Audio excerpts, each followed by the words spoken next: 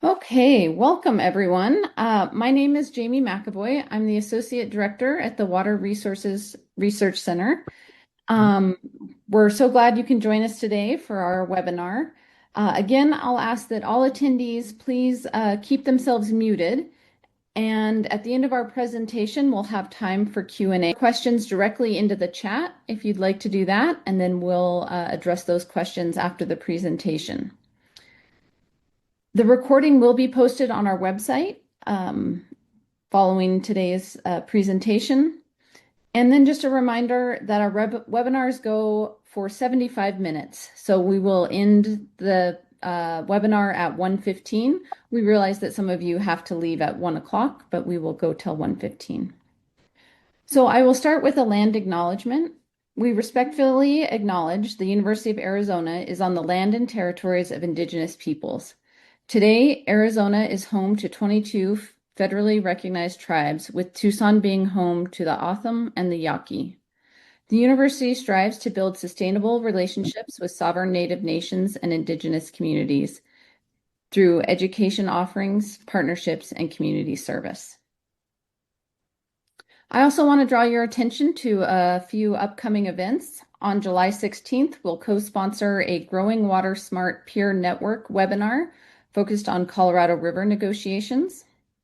On August 13th, we'll host a webinar on the Arizona Tri-University Recharge and Water Reliability Project, also known as the ATUR project. And on October 27th, we'll host a webinar on tribal water sovereignty. So please, if you aren't already subscribed to the Weekly Wave, you can do so to stay tuned for upcoming events as well as checking our calendar. Okay, so on to today's presentation. It's my pleasure to introduce the webinar on Arizona Water Conservation Factsheets, a project funded by WIFA. And we have two speakers today from the Water Resources Research Center. Ann Gondor is our first speaker, who serves as Associate in Extension for Water Rapids at the WRRC. She brings many years of conservation planning experience to leading the WRRC's work with partners to build awareness about the relationship between natural resources and water use.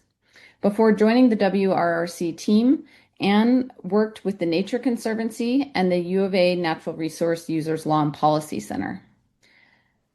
She also co-taught the Agriculture, Environment, and Legal Issues undergraduate course. She has a master's degree in natural resources with an emphasis in water conflict management from Oregon State University. She enjoys taiko drumming, rock climbing, and hiking with her dog. Also speaking today is WRRC Director, Dr. Sharon Megdal. She is professor in the Department of Environmental Science, C.W. and Modine Neely Endowed Professor, and Distinguished Outreach Professor. Her work bridges the academic, practitioner, and civil society communities through water policy and management, research, education, and engagement programs. Sharon, who teaches the graduate course Water Policy in Arizona and Semi-Arid Regions, has won multiple awards for her contributions to water research and education. Sharon holds a PhD in economics from Princeton University. So with that, I will turn it over to our speakers. All right, thank you, Jamie. I'm going to be starting us off, so let me get to my slides here. And I think they should be showing now, right? So I will be starting off and then turning it over to Ann and then coming back toward the end. So welcome, everybody. I'm in the different role today than I often am at our webinars by being one of the speakers. And thank you all for joining us today so we can officially launch our Arizona Water Conservation Factsheets. This is a project we've been working on now for several months, funded by the Water Infrastructure Finance Authority. And I'll note, as I do with many of the presentations I prepare, there are a lot of QR codes and websites here. We will be posting a PDF of the presentation slides afterwards with the recording, so you'll be able to look at those at your leisure and explore some of the links. So getting started here, let me go here. Just say a moment. Many of you may be familiar with the Water Resources Research Center, but in case you're not, we're part of the University of Arizona Cooperative Extension, and our mission is to tackle key water policy and management issues, empower informed decision-making, and foster understanding of water resources through engagement, education, and applied research. Besides the water webinars, we run an annual conference. I hope most of you are aware of that. And we put out publications, informational resources, etc. And so much of what we do is done in partnerships. And so again, our website, there's a QR code to it on this slide. If you want to keep up to date with what we're doing, please subscribe to the WRRC weekly wave. So very specifically, though, today we're going to talk about the Arizona Water Conservation Fact Sheets project. And in doing so, we'll talk about our approach, give an overview of each of the fact sheets, and then some wrap up and request your assistance in getting the word out. And so, again, I'll be doing the first section. I'll turn it over to Ann Gondor for the meat of the matter here and going into some detail. And then I'll come back and Jamie, who introduced the webinar, will moderate. So just by way of introduction to the Arizona Water Conservation Fact Sheet Project, this is funded by the Water Infrastructure Finance Authority of Arizona. I share with you a couple of screenshots from their website. This is funded through the Water Conservation Grant Fund. And I just thought I would share that they have a very informative, detailed website where you can look at how much they've funded, what kinds of projects, and you'll note under the wide range of projects and programs that might be eligible for funding, water use education and conservation research is included. And this is really targeting educating people on the opportunity to conserve water resources. And then also from their awards and highlights section of their website, this shows where they've made their awards, and you can see that they've had 255 applications with approximately $211 million in funding awarded. So this is a very substantial program. And again, sharing this with you in case any of you want to delve more into what the Water Infrastructure Finance Authority has funded through their Conservation Grant Fund. And we're very, of course, very appreciative of that funding. I would ask, it sounds like at least somebody is not muted. If you could mute, we'd certainly appreciate that. So what was really the origin of our thinking when we applied for funding back in June of 2023, which was not that long after the Water Infrastructure Finance Authority was kind of reconfigured in terms of the board and having a substantial amount of conservation funding available, was transferring the experience we had in preparing a different set of fact sheets, the Arizona Water Fact Sheets that we produce county by county. And so again, this is all available online. I give you the QR code as well as the URL for you to take a look at that. If you're not familiar, there is a fact sheet for every county. And so with our experience and our recognition that sometimes concise and understandably presented information about water and opportunities to conserve water are not available, we propose to produce a set of conservation education fact sheets.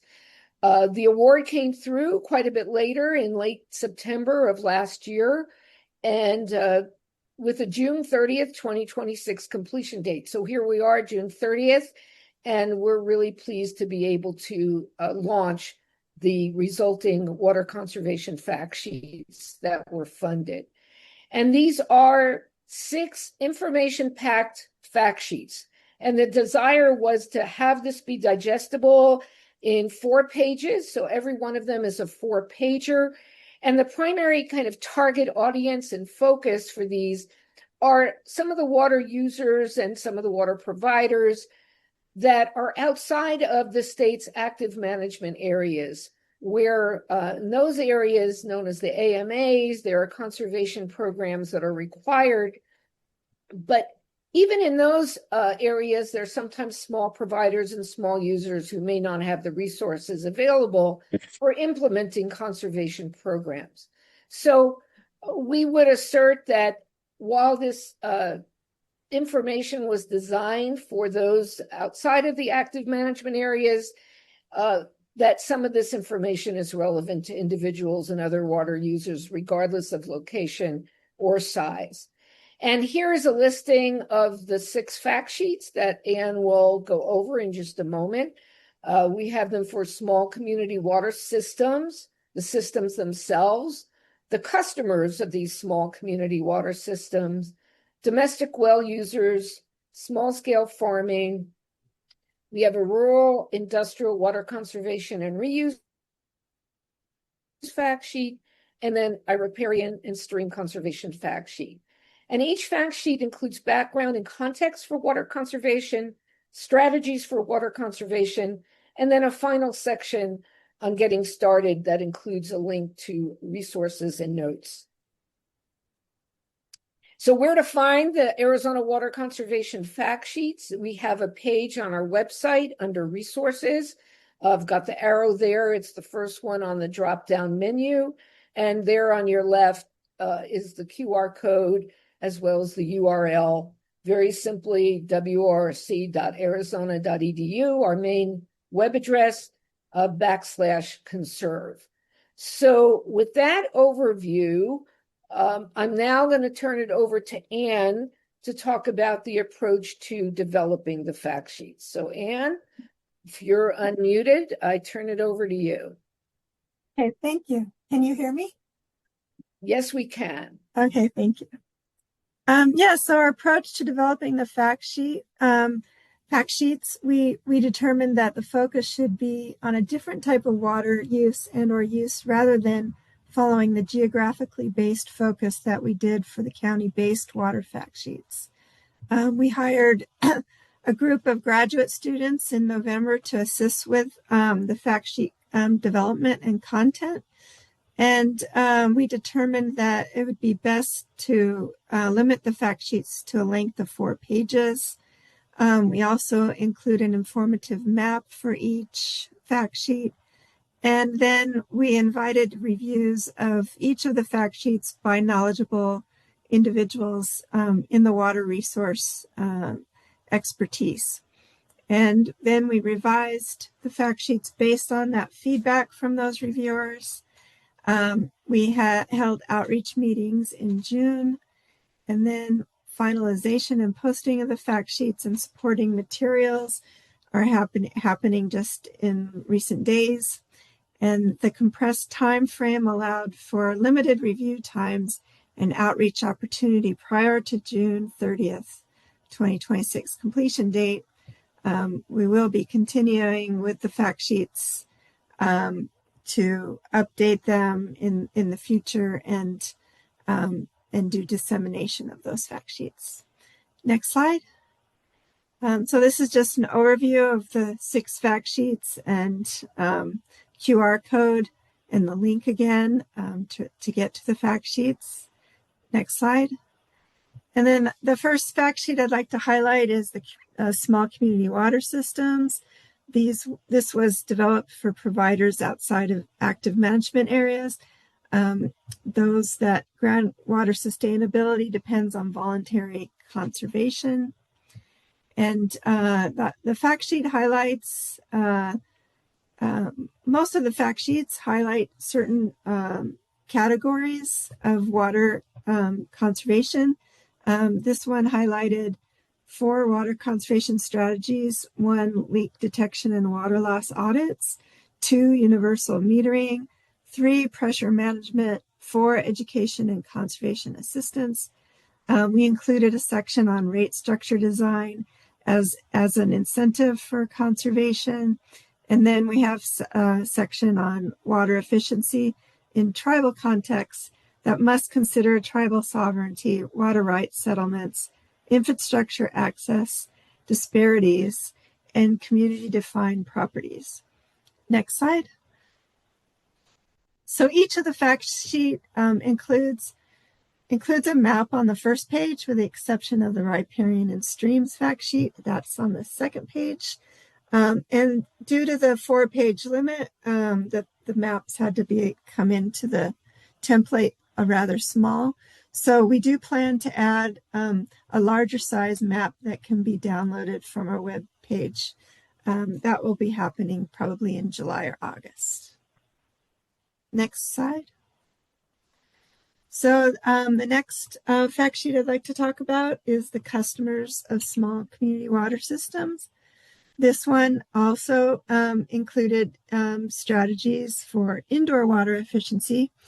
And the first one was to install WaterSense fixtures and Energy Star appliances with a table that reflects some of the estimated savings that you can get from each of those appliances that you install. And then 3 other strategies: leak detection and repair in home water treatment devices. Next slide. And then the outdoor water strategies, there were 4 of those. And the first one was install smart irrigation controllers. And this also included what savings you could gain from installing these. Strategy 2 was install drip irrigation systems and switch to a low water landscape. And strategy 3 was rainwater harvesting, both passive and active. And then strategy 4 was gray water reuse. And then we had a small section on tribal communities' water efficiency with culture in mind. And then each of the fact sheets highlighted a getting started section at the end, and then has links to our website to gain further information, either definitions that are of words that are in the fact sheet, resources, and or the references that we use to complete the fact sheet. Next slide. The next fact sheet that I wanted to highlight was the domestic well user water conservation fact sheet. And this one highlights outdoor water conservation, indoor water conservation, conservation associated with at-home water treatment, and alternative water supply augmentation strategies. And one of the highlights of this fact sheet is that we structured it to have tables on behavior modification and things that you would look for directly for finding savings in your water use, and then what technologies and potential estimated cost of those technologies were to be if you upgraded. Next slide. In addition, then we have leak prevention strategies. Again, the behaviors that you might modify for yourself or items you would check in your system, and then the potential savings if you implemented some of those strategies. And then this other one highlights the alternative water augmentation strategy, which focuses both on rainwater harvesting and then gray water reuse. Next slide. The next fact sheet that is highlighted here is the conservation strategies for small-scale farmers. And in this, we focused on some of the background information about why conservation matters, water conservation matters on small farms, which highlighted climate issues, economic barriers, water supply uncertainty. And then the strategies that we went into, the first set were on irrigation efficiency. That makes every drop count and highlights specific types of irrigation. And then we have a table that also highlights the challenges to implementing those technologies of irrigation. This one was specifically showing the benefits of drip irrigation or the challenges to using it. Next slide. And then we also had a section in water saving irrigation system improvements, which included timing, crop conversion, soil monitoring, and cover crops. And then again, we had some water saving irrigation tips and best practices that people could employ. Next slide. The next fact sheet is the Rural Industrial Water Conservation and Reuse fact sheet. And this one highlights the rural industrial sectors of turf facilities, mining, power generation, cattle feedlots, dairies, and data centers. And these were selected as the sectors that we looked at because these are the sectors that require conservation within AMAs, even though we wanted to focus on outside AMAs as well. And to get a handle on what the sector is using for water, these sectors are using for water, we reviewed the Arizona Department of Water Resources supply and demand reports, the recent ones. Those are scheduled to be finalized in 2027.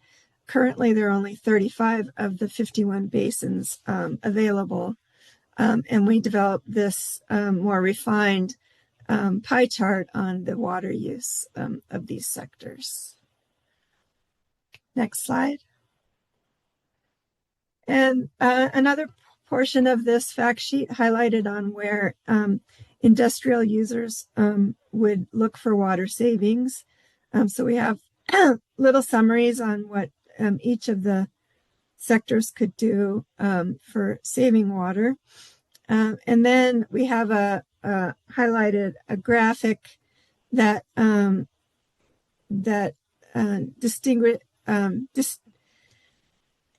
that is the lifetime water consumption of energy production, including both the direct water use during operation and the indirect water use for materials and fuel for different types of power generation technologies. And then we have a call out that highlights that the trade-off between water and energy. Some water saving technologies, such as dry cooling for data centers, have the trade-off of higher energy consumption. Total water use by an industry adopting these technologies may not be reduced if power comes from high water use generating facilities. Industry use of low water use power can reduce total water use.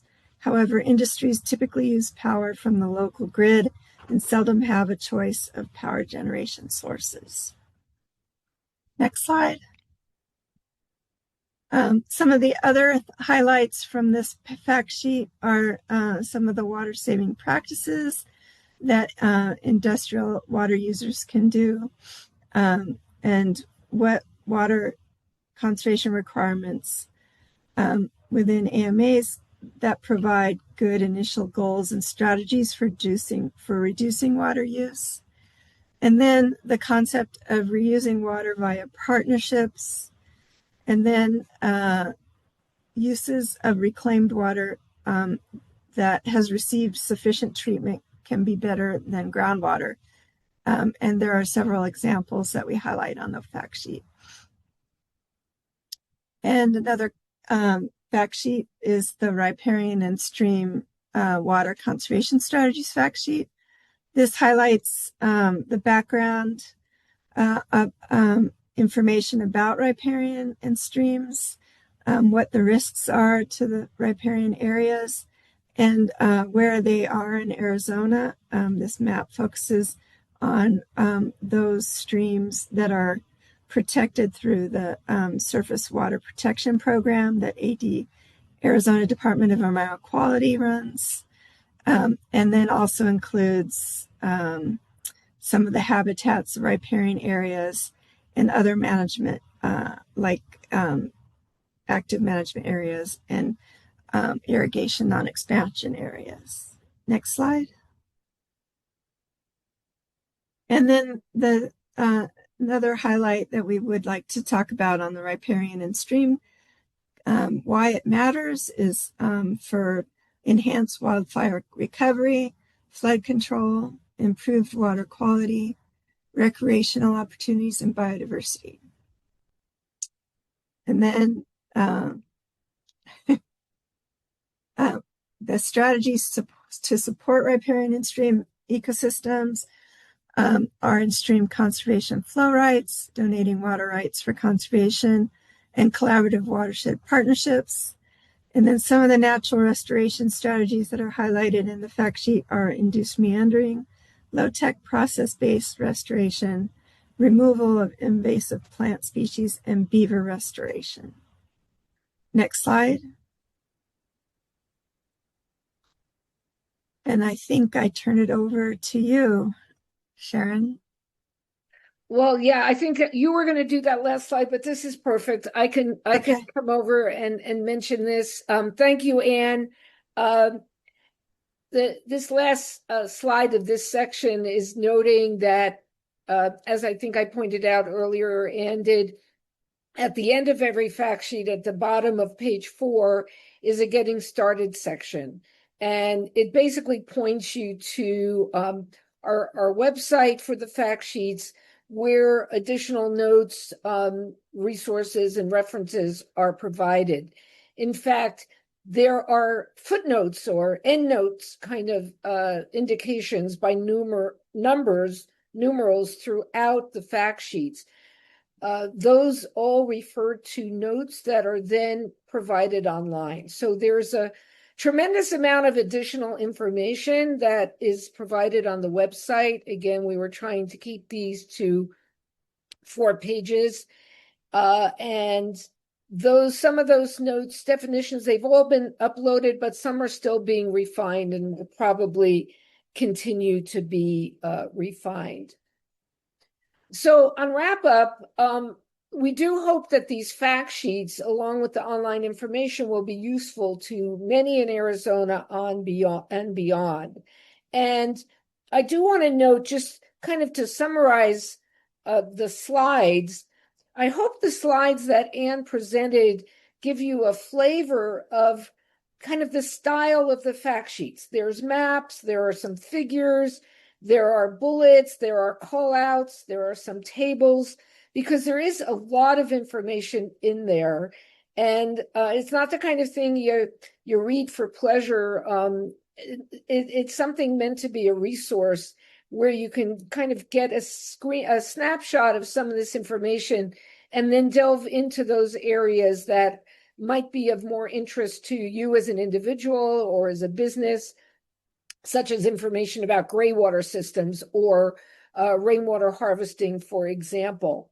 And the rural and industrial fact sheet in particular, it covers so much because it covers those different categories of rural and industrial, or actually the different categories of industrial use. So again, we tried to summarize a lot of information in a way that's visually appealing and accessible. And then using a variety of presentation modes, including the maps, as Anne mentioned. And Anne herself put a lot of time into preparing those maps and trying to pick the layers that would be most indicative and useful to the viewer. As we indicated already, we're wrapping up this project. Today is the official end date for the grant from the Water Infrastructure Finance Authority of Arizona, but we're just getting started in the effort to get the word out. So for many of you on here, we would appreciate your assistance in helping us spread the word. If you put out, or part of organizations that put out newsletters or other communications, maybe you can get something in there about it. If you need a little story about it, we're happy to contribute that. Think of us as other information sharing opportunities arise. In addition to the free downloads of the fact sheets, we have printed up a limited number of hard copies of each, just being picked up this afternoon. We do plan to distribute some of each of them to all of the county extension offices around the state. Those will be going out in the mail, in the next week or so. It'll take a little bit of time for us to get that organized with the holiday coming up. I do want to mention that on our website, we have a number of complimentary materials. And in fact, I should have said complimentary and complimentary. One place with the I is free, and complimentary meaning they supplement each other and connect to each other, such as the county-based water fact sheets I mentioned, and then our very new Arizona Domestic Well Owners Toolkit, which I show you a thumbnail of the cover sheet of that. This is something that's actually just been posted as of today. We are going to be getting a number of printed copies of this approximately 80-page booklet. That's a successor to an earlier guide for Arizona domestic well owners. Graduate student Lynn Carroll led the development of this new guide. She was one of also our graduate students on this Arizona Water Conservation Fact Sheets project. So we want to highlight that. And again, we invite you to keep up with our programs through subscribing to the weekly Summer Wave.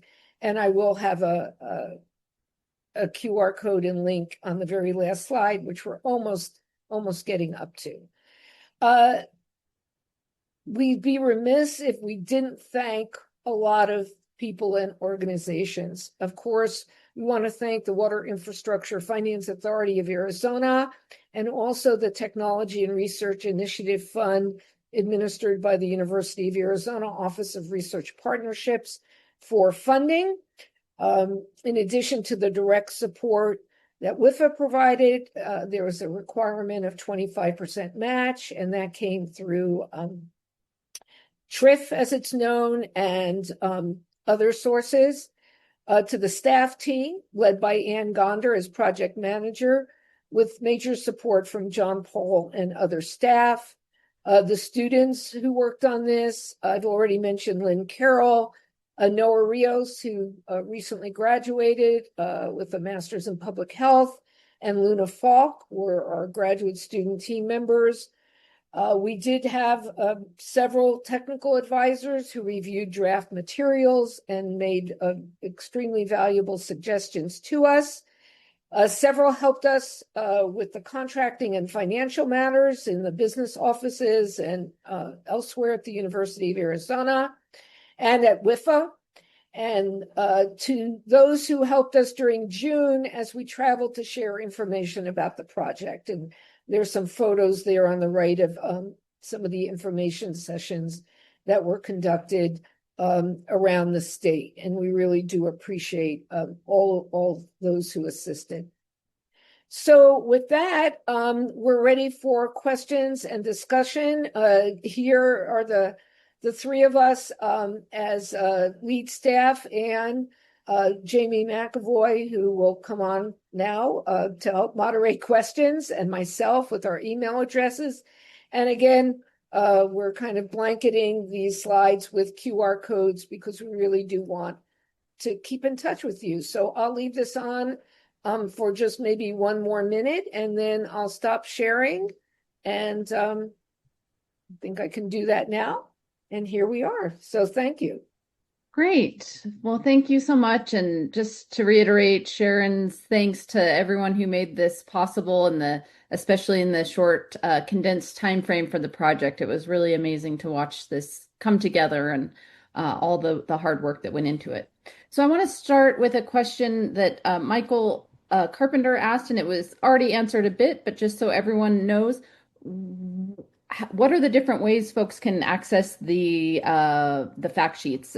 We probably want to highlight available online now, but also for folks who want physical copies, what do you recommend? Well, I would suggest it would be easier if people are in Tucson, if they could maybe stop by, let us know they want to stop by and pick some up. We can certainly mail some out, but that not only involves costs. We don't have a big bank account for mailing, but we're happy to respond to requests in that way. But that also takes time. The mail's a bit slow. So I would say that if people are in Tucson and would like to arrange to stop by, we will have hard copies available. They're being picked up actually today. Great, thank you. Another question here from Walter Kosar. Is it possible for domestic well users to, quote, self-meter their water consumption? It would be a great way for them to track actual water use and identify leaks in their system. And do you want to take that? And I don't know if Lynn Carroll's on the call, but Lynn's our really resident expert because of the work she's done on that well owner's toolkit. But Anne, do you want to take that? Yeah, I'm very limited on that knowledge, because Lynn mostly handled all of that. But I do see an expert on our up here too in the gallery, but who also was one of our reviewers. But yes, I would say that yes, metering would help identify leaks. Yeah, and actually, Jamie, thanks for pointing out that Gary Hicks is online. So Gary is one of our co-authors on the Well Owners Toolkit. Gary, do you want to unmute and help us maybe answer that question? Yes, and I'd be happy to. Thank you all for the great presentation and so on. But the area of putting meters on domestic water wells is kind of in my wheelhouse for some time because I did that to my own personal property, I think in 2010, and I have records of how much water was pumped from that well with different people living in the same home over some 15 or so years. So there's information about what the Arizona Water Well Association in about 2012 and 13, we were giving away digital or analog type water meters, with a little spinning dial on it, and asking people to put it on their wells to monitor, meter, and manage their water consumption. And there's a lot of valuable information when you do that. And detecting leaks is one of the big savings that comes from it right away. But I'm all for that. Right now it's maybe $100 or $200 to install the water meter on a given water well, and then just once a month, as I'll get an image tomorrow from my brother who now lives in the home, and he gives me the meter reading by picture, and I plot it in Excel, and we keep a good record of that. So it's easy to do that, and it'd be good for everyone. And the more you know about how much water you're using, the more likely you are to try and save. It's what we call that meeting, like when you're driving your car and you're getting such and such a gas mileage. Oh, I can do better than that. I'll just wait till next month. Yeah. So it's all good. Yeah, and Gary, you reminded me in your answer, and this goes back, it kind of dates me and goes back 20 years or more, about 20 years ago. We were working with the then director of Cochise County Cooperative Extension, and Gary Woodard was at the university then. And we were working on a project for voluntary metering of domestic wells. And there, Cochise County has long had concerns about groundwater pumping and so forth. And at that time, I forget the name of the company, Badger, I think it was, had meters, and yes. They weren't, I don't even remember the details, but I will say there was great opposition that arose on the part of some because they thought this was going to lead to regulation of domestic wells by starting to measure, right? The idea that you can't, regulate what you don't monitor and measure. And so the idea of metering domestic wells is not a new one, but there are some that are concerned about it if it were required. And this was voluntary. This was purely voluntary. The other thing I would just note, if the goal is to identify leaks, there are all kinds of things people can put on their homes regardless of whether they have their own well or not, right?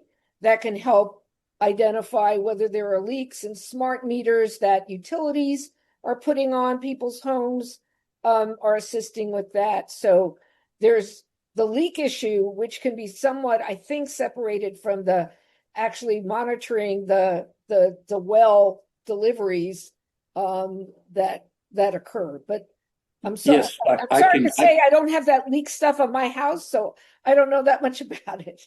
well, I know that it's available. You can find it in both water well magazines and in irrigation magazines. There are electronic sensors that sense the very slow movement through the pipeline. It's a flow sensing device, not a metering. It has no numbers on it, but when there's a sustained flow, it shuts up. It's specially used in partially or temporarily used cabins and places. You install that on there, and then it'll actually call your cell phone and send you a message that, hey, we've detected a leak on your property. You better go look at it. Well, Gary, we're glad to have you on the webinar because not only are you a co-author on this one, but you're a carryover as from a co-author on the previous Domestic Well Owners Guide. So thank you for all your assistance and expertise. You're welcome, all of it. Yeah, thank you. Okay, just to catch a couple other things in the chat here. Back to the earlier question about getting copies of these fact sheets. Raluca with the Arizona Water Company mentioned that anyone who's a customer of the Arizona Water Company, if you're a customer, she would be happy to print copies. So thank you, Raluca, and we appreciate that. Also, I want to recognize that Amanda Overholt with WIFA chimed in also to share her thanks and support for this. Yeah, thanks, Amanda, for all your help. Of course, I know this has been a huge feat, so I'm very proud to be a part of it, and I'm happy that I could assist in any way. Thank you. Thank you so much.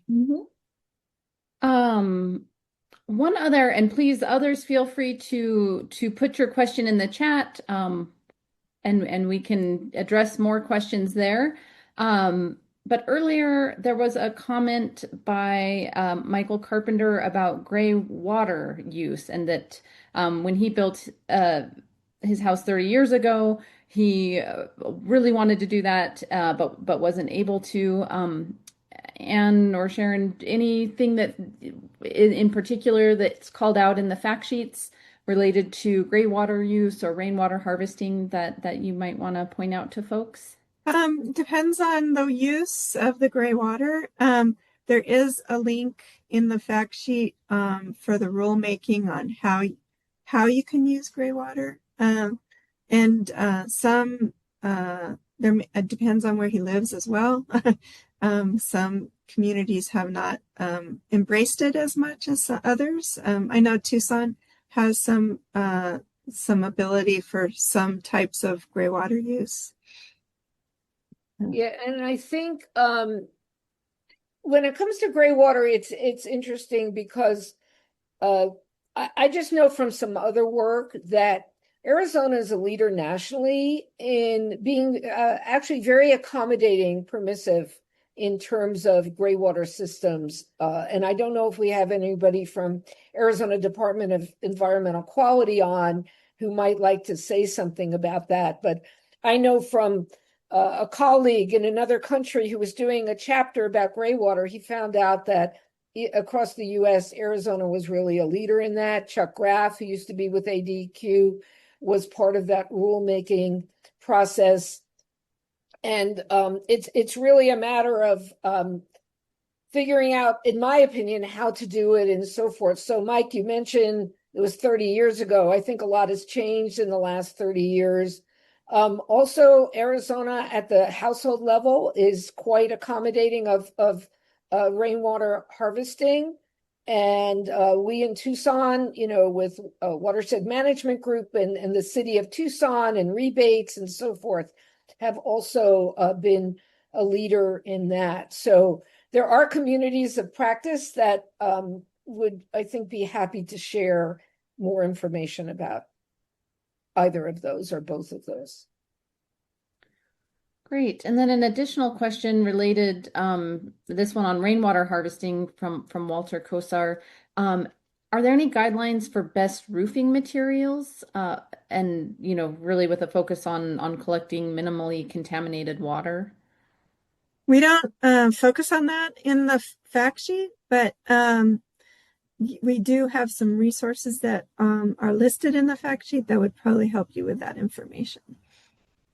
Okay, thanks. Caroline, James asked a question here about our focus that we had on non-AMA areas for these fact sheets. Why was it important to hone in on those areas for these fact sheets? Do you want to take that, Sharon? Yeah, I think I can. So this is a great question, Caroline, who happens to be an intern with us this summer. So thank you, Caroline, for serving as an intern with us and asking the question. For those who may be less familiar with Arizona water management and the scheme for it, and when we put up maps, we'll put up a very clear map of where the active management areas are in the state and where they're not. And those are areas where since 1980, the Arizona Department of Water Resources has been regulating and monitoring groundwater use. And through a series of management plans for the AMAs, conservation regulations have been adopted and implemented for the main three water using sectors, municipal, agricultural, and industrial. And within the industrial, there are those different types of industrial users, as Anne mentioned earlier, and like dairies and feedlots come under that industrial rather than agricultural, the water used for those operations and the cows and the cattle. And, sand and gravel operations, energy, mining, all come under there. And so there are formally adopted, required conservation programs, some of them with best management practices. But even in the municipal sector, my recollection is that those don't necessarily apply to very small water systems. A different set of regulations may apply to smaller water systems than larger. And so they are there. There are some resources that are either available through the AMA management plans or in fact required. But outside the active management areas, there are no conservation requirements per state regulation. And so when something's not required, sometimes the resources are not put into finding out the information, compiling it, making it available. So the idea was that, water conservation is of statewide importance, and that by bringing this information together, making it readily available, perhaps we can provide a service to what we used internally, the term under-resourced water providers or communities. Small water providers don't necessarily or likely don't have staff to implement conservation programs. So we were looking to see where there were gaps and where we might be able to help fill some of those gaps. And certainly if people have other ideas of areas where we could maybe fill in some gaps, even in the fact sheets that we did produce, we would certainly be interested in opportunities to partner, possibly apply for other funds to do more of this if there's more that should be done. Great. Thanks, Sharon. And I just want to point out a comment again back to our earlier conversation around gray water and rainwater harvesting. As Anne mentioned, we didn't get into and I'll just ask if anyone is unmuted. Please go ahead and mute yourself. And thank you. And then you feel free to put your question in the chat. So related to gray water harvesting, we didn't get into the treatment for household use. The focus was more on outdoor use for gray water and rainwater harvesting. But Colin Bishop did put a link to a resource and some comments about NSF 350 and the plumbing codes there. Yeah, great. I'd just like to note, as we were talking about that, even in the Q&A, sitting on my desk desk in my office is a publication by Jay Cole, emeritus professor from the University of Arizona, who's also featured in the Beyond the Mirage documentary. He's has a home in the Tucson Mountains where they've been off grid, so to speak, on the waterfront, and has a treatment system in there for the harvested rainwater. So there are people who have that those kinds of systems, and if we can, we'll provide links and resources. Thank you, Colin, for providing that. Great. And then I see Anne just made a note that many of our reviewers who served as technical advisors on this project are on the webinar. So again, thanks to everyone for your input and expertise. A question from Scott Hebner. Would some of these fact sheets be directly applicable to Indian countries such as Hopi, Navajo, Tohono O'odham, and other remote tribal areas? And You want do me to take that? Sure. Yeah, I think that some of the strategies would be helpful for those areas. And we do have some for the customers of small community water systems. We do have some examples of how it might be different in those areas. Yeah, and I would just add that some of the small commentary in the fact sheets about that recognizes that for many tribal communities, water consumption per capita or for different purposes is already low. And so the emphasis on conservation might be different in some communities versus others. And so we wanted to acknowledge that we recognize these communities and that there are differences. But in the time allowed, we didn't really have time to delve into it. But that is an area that if there were partners who wanted to work with us on that and invited us to work with them on that, we would very much value that opportunity. Yeah, thank you. Yeah, please, others, feel free to put your questions in the chat. Oh, here's one from Walter.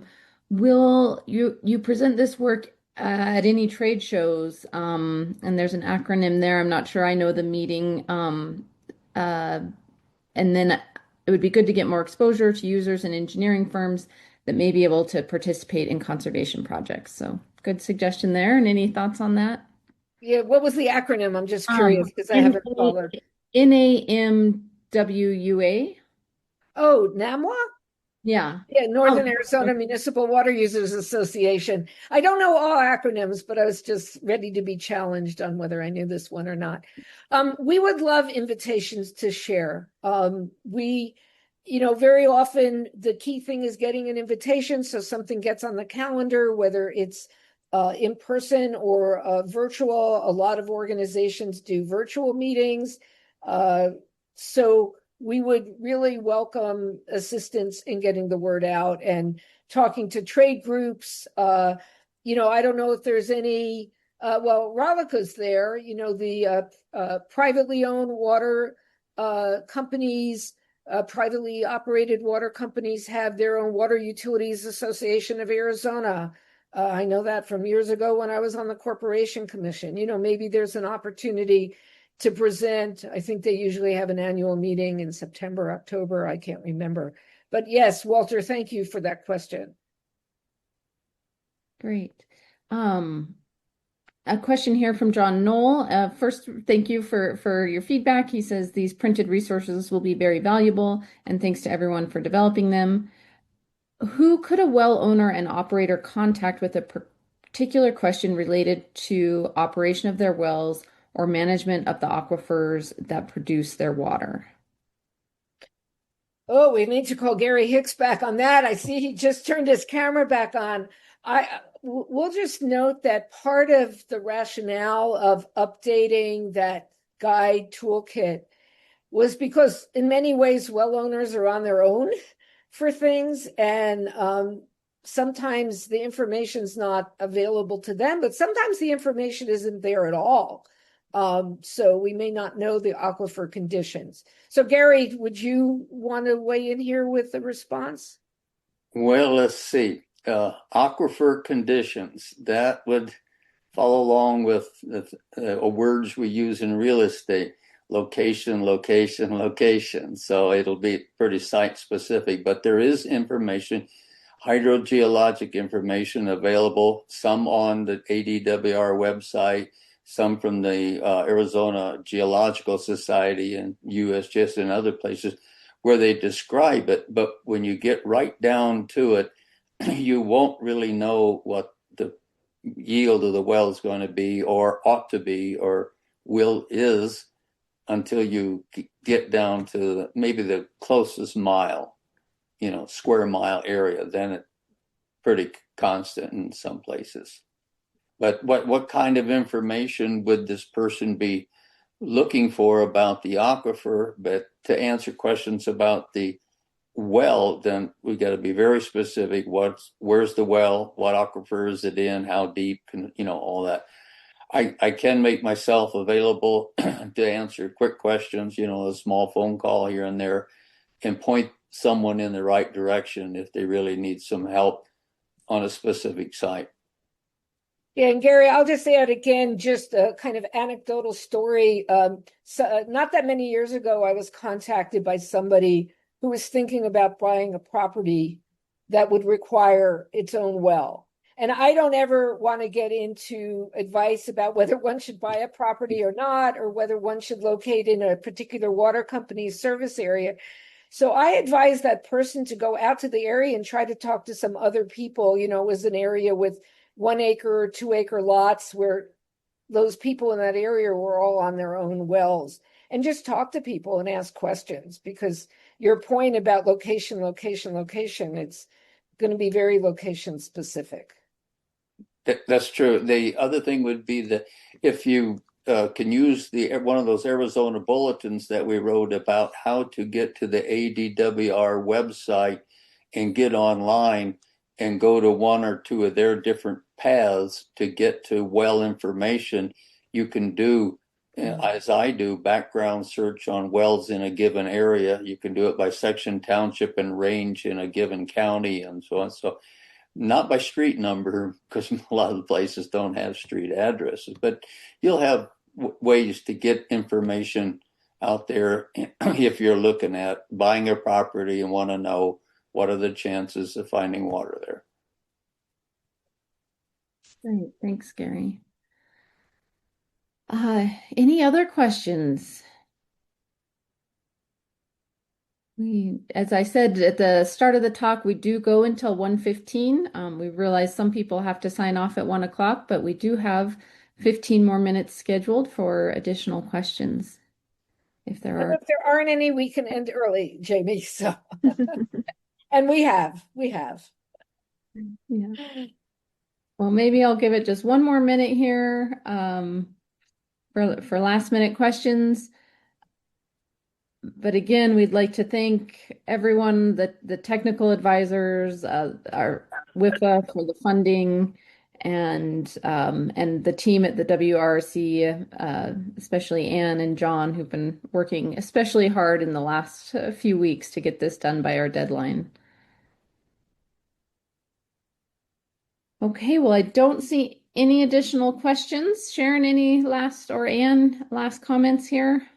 No, I think just a big thanks to all that helped make this possible, and then thanks for future help that we'll receive regarding getting the word out and discussing these further. And thanks, Gary, for helping out. Yes, Gary, you didn't know you were signing up to be a presenter today. You're welcome. All right. Well, thanks. Take care, everyone, and we'll see you at the next webinar, we hope. Bye-bye.